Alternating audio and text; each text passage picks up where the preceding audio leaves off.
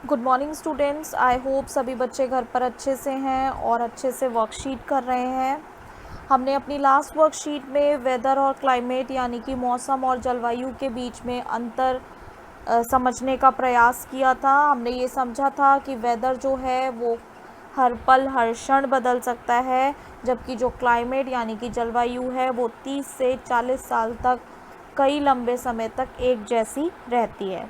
I hope so ये difference आप सभी को अच्छे से समझ में आया है।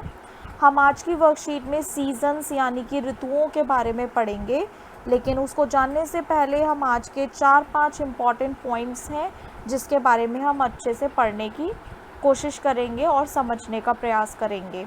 तो चलिए हम अपनी वीडियो स्टार्ट करते हैं, जिसमें फर्स्ट इम्पॉर्टेंट पॉइंट है कोरियोलिस बल यानी कि कोरियोलिस फोर्स। इसे इंग्लिश में बोलते हैं कोरियोलिस फोर्स।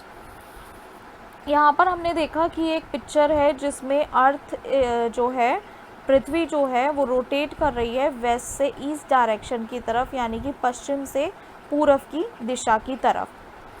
जब earth is not a small object, earth बहुत बड़ी है, जिसकी वजह से जब ये थोड़ा सा भी रोटेट करती है तो क्या होता है, रोटेशन की वजह से एक फोर्स क्रिएट होता है, एक बल क्रिएट होता है, जिसकी वजह से जो पवन चल रही होती हैं वो इस फोर्स की वजह से किसी और डायरेक्शन की तरफ मूव हो जाती हैं।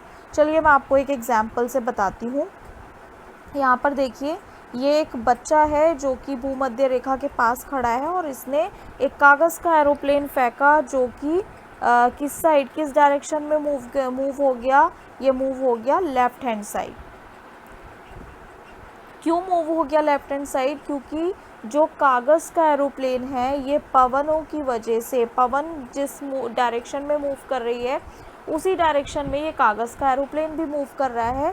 तो हमें यहाँ पर पता चल रहा है कि जो हवाएं हैं, जो पवन है या जो विंड है, वो सीधी डायरेक्शन में नहीं जा रही है, बल्कि कैसे जा रही है, मूव हो रही है। किस डायरेक्शन में?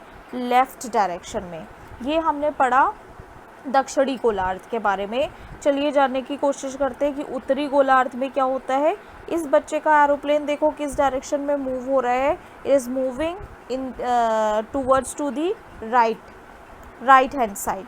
हमने देखा कि सीधी हाथ की तरफ मुड़ रहा है, यानी कि कोरियोलिस बल की वजह से पवनें जो हैं वो अलग डायरेक्शन में मूव करती हैं।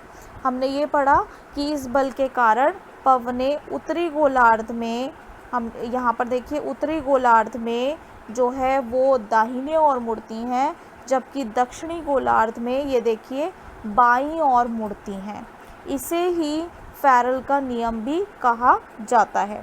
ये देखिए ऊपर की तरफ राइट डायरेक्शन में और नीचे की तरफ लेफ्ट डायरेक्शन में मूव कर रही हैं।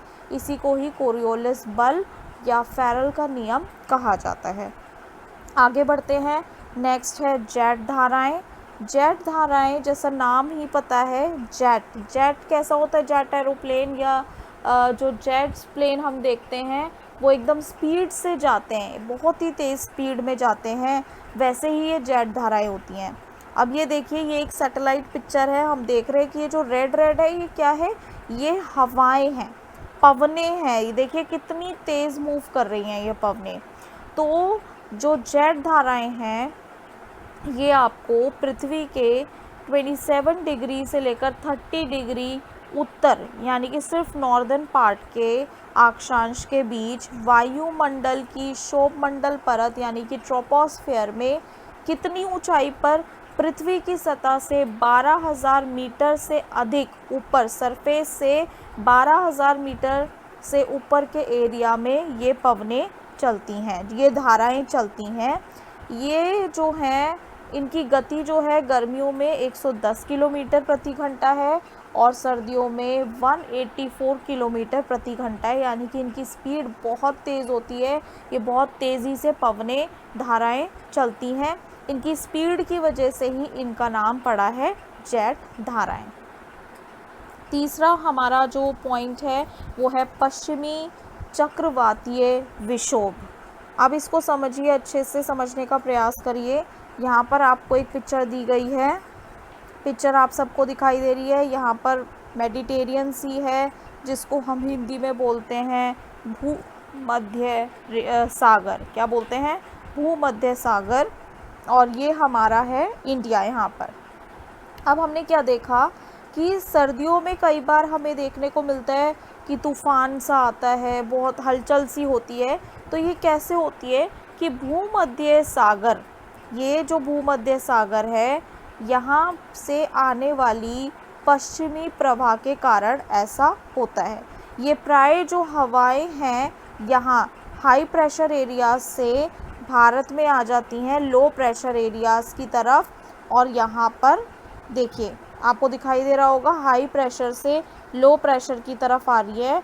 और यहाँ पर कभी कभी क्या कर देती हैं, ये सर्दियों में बारिश तो वैसे नहीं होती है, लेकिन सर्दियों में अगर कभी बारिश होती है उत्तरी भारत में, तो वो बारिश का जो पानी है वो यहाँ भूमध्य सागर से आता है। और ये वेस्टर्न डिस्टर्बेंसेस यानी कि पश्चिमी चक्रवातीय विक्षोभ की वजह से होता है। ये देखिए, अच्छे से देखिए, ये भूमध्य सागर है। भूमध्य सागर से हाई प्रेशर की वजह से लो प्रेशर की तरफ, मैंने आपको कल भी बताया था, लास्ट वर्कशीट में भी बताया था कि हमेशा जो विंड्स का जो मूवमेंट है वो हाई प्रेशर से लो प्रेशर की तरफ होता है। और इसी वजह से यहाँ पर भारत में क्या होती है, वर्षा होती है। नेक्स्ट हमारा पॉइंट है एल नीनो। एल नीनो कोई ये ना ही इंग्लिश वर्ड है, ये एक्चुअल में स्पेनिश वर्ड है, जिसके बारे में अब हम डिटेल में पढ़ेंगे। सबसे पहले हम बात करते हैं कि हम किस लोकेशन के बारे में बात कर रहे हैं। तो हम बात कर रहे हैं पेरू, जो कि साउथ, ये जो है कॉन्टिनेंट जो है साउथ अमेरिकन कॉन्टिनेंट है। अब ये हम देख रहे हैं कि ये जो अर्थ है, आपको दिखाई दे रहा होगा, अर्थ का एक हमने पूरा मैप देखा, लेकिन जो अर्थ है वो क्या है, राउंडेड है। अब हम ये जो कॉर्नर है, this corner and this corner, हम इस दोनों कॉर्नर्स को क्या करेंगे, मिला देंगे, तो हमें कुछ ऐसी पिक्चर देखने को मिलेगी। ऐसी पिक्चर जहाँ पे नॉर्थ अमेरिका सबसे ऊपर, यहाँ पर ये है एशिया दिखाया गया है, इसके नीचे है ऑस्ट्रेलिया, ऊपर नॉर्थ अमेरिका, नीचे साउथ अमेरिका। साउथ अमेरिका के कौन से पार्ट के बारे में हम बात कर रहे हैं, पेरू, जो कि इस तरफ लाई करता है। अब ज़रा ध्यान से हम समझने का प्रयास करेंगे। ये देखिए, ये कुछ हमने देखा कि यहाँ पर कुछ जो है एयर विंड्स चल रही है, बारिश हो रही है, इसको हम एक्चुअल में एल नीनो बोलते हैं, लेकिन हम इसको स्टार्टिंग से समझेंगे। क्या होता है, स्टार्टिंग में हवाएं चलती हैं, ये हवाएं जो ट्रेड विंड्स यहाँ पे चलती हैं, ये हवाएं जो साउथ अमेरिका, पेरू के पास जो गर्म पानी होता है, उसको बहुत तेज़ स्ट्रॉन्ग ट्रेड विंड्स की वजह से ये गर्म पानी कहाँ इकट्ठा कर देते हैं, ऑस्ट्रेलिया की तरफ इकट्ठा कर देते हैं। देखो, ऑस्ट्रेलिया की तरफ, और नीचे से यहाँ से जो है ठंडा पानी मूव होकर यहाँ पर इकट्ठा होने लगता है पेरू के पास। अब क्या हुआ, ध्यान से देखिए,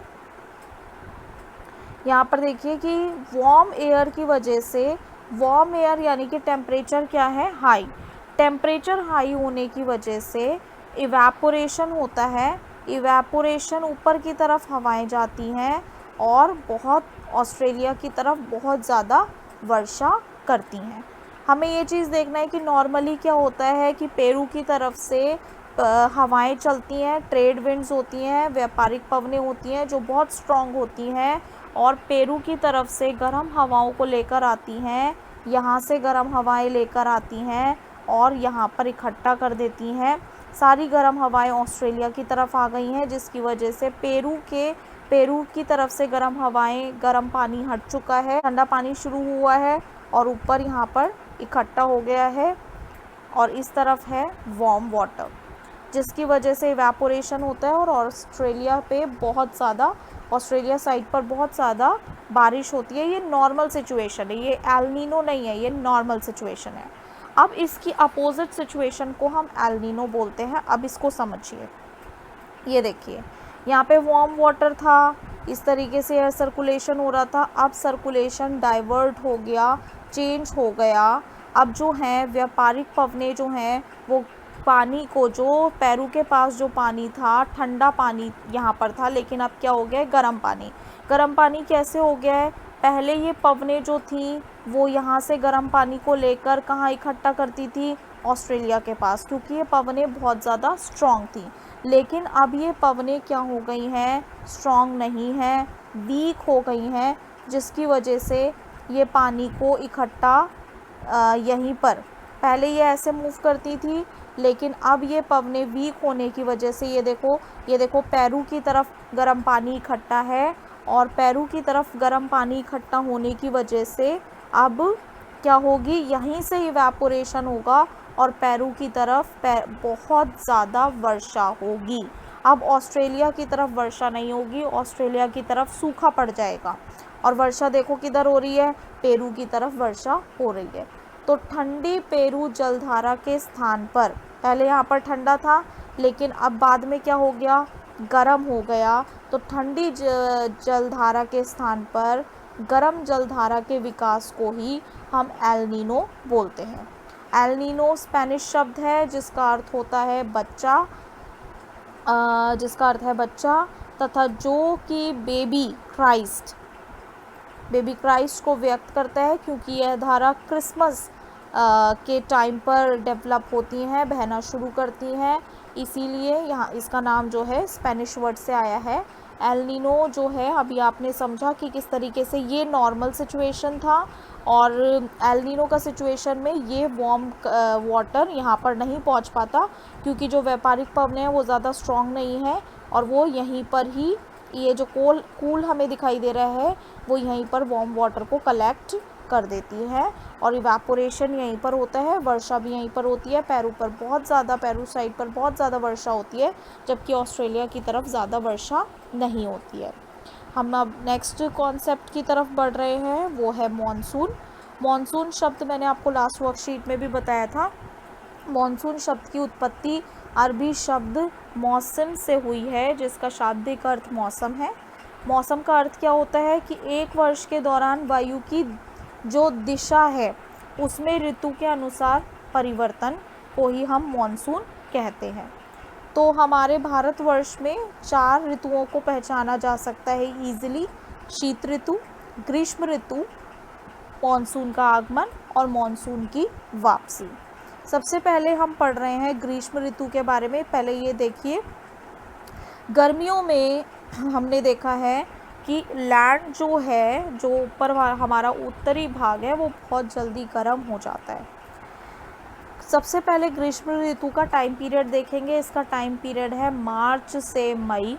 उत्तरी मैदान में, ये देखो ऊपर हम देख रहे हैं, यहाँ पर उत्तरी मैदान में तापमान अत्यधिक हो जाता है। जहाँ पर टेम्परेचर ज़्यादा है तो दाब कैसा होगा, लो प्रेशर। हाई टेम्परेचर तो यहाँ पर प्रेशर क्या होगा, लो, कम दाब का प्रेशर जो है यहाँ पर तैयार हो जाता है। उत्तर एवं उत्तरी पश्चिमी भागों में दिन के समय हमने कई बार देखा है धूल भरी गर्मी या शुष्क पवनें, जिसे हम लू बोलते हैं, लू चलने लगती है। कई बार तीव्र हवाओं के साथ गरज वाली मूसलाधार वर्षा या हिमवृष्टि, जिससे पश्चिमी बंगाल में कभी कभी मूसलाधार वर्षा हो जाती है, जिसकी वजह से पश्चिम बंगाल यहाँ पर है, पश्चिम बंगाल में इसको काल बैसाख के नाम से जाना जाता है। अब ऋतु के अंत में यहाँ पर नीचे कर्नाटक और केरला, यहाँ ये वाले एरिया में कर्नाटक और केरला में पूर्व मानसून के आने से पहले ही कुछ वर्षा होती है, जिसकी वजह से आम जल्दी पक जाते हैं। इसको क्या बोलते हैं, आम्र वर्षा कहलाता है। तो ऐसा क्वेश्चन आता है कि काल बैसाखी कहाँ पर आपको ये हवाएं देखने को मिलेंगी, तो आप बोलेंगे ये मिलेंगी पश्चिम बंगाल में। और अगर आपसे कोई बोलता है आम्र वर्षा के बारे में बताइए ये कहाँ पर होती है, तो आप कहाँ बोलेंगे, केरल और कर्नाटका में ये मानसून के आने से पहले आती है। तो ये हमने ग्रीष्म ऋतु के बारे में पढ़ा। अब हम पढ़ेंगे शीत ऋतु के बारे में, यानी कि विंटर सीजन के बारे में। विंटर सीजन में ये देखो लैंड क्या है, ठंडी हो गई है। ये देखो लैंड ठंडी हो गई है। समय इसका है मध्य नवंबर से फरवरी। व्यापारिक पवनें स्थल से समुद्र की ओर बहती हैं। यहाँ पर टेम्परेचर क्या है, कूल, लो टेम्परेचर, तो प्रेशर क्या होगा, हाई प्रेशर होगा। और यहाँ पर वाटर क्या है, गर्म, यानी कि हाई टेम्परेचर और प्रेशर क्या होगा, लो। तो हमेशा कहाँ से हवा चलती है? हवा चलती है हाई प्रेशर, ये यहाँ पर हाई प्रेशर है, हाई प्रेशर से किधर की तरफ हवा आएगी? लो प्रेशर की तरफ, यानी कि समुद्र की तरफ हवाएं चलती हैं। उत्तर भारत में दिसंबर एवं जनवरी सबसे ठंडे महीने होते हैं। ये हमें सभी को पता है, क्योंकि हम यहाँ इस एरिया में ही रहते हैं, उत्तर भारत में ही रहते हैं। देश के अधिकतर भाग में मौसम केवल शुष्क होता है, ड्राई विंड्स चलती हैं, लेकिन तमिलनाडु तट पर कुछ मात्रा में वर्षा होती है, और वो भी किस वजह से होती है?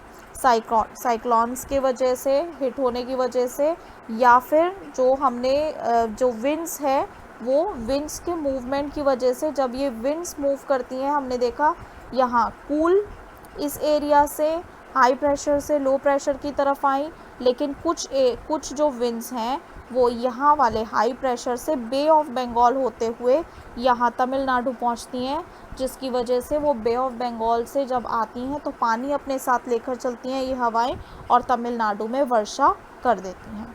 तो हमने ये 2 ऋतु आज कंप्लीट किए हैं, शीत ऋतु और ग्रीष्म ऋतु। आई होप आप सभी को ये वर्कशीट समझ में आई है। थोड़ी डिटेल वर्कशीट है, लेकिन अगर आप इसको ढंग से समझने का प्रयास करेंगे तो आपको ये वर्कशीट अच्छे से समझ में आएगी। Still if you feel that there is some doubt, then you can drop your message of your question in the group and we will sort it out. Thank you so much.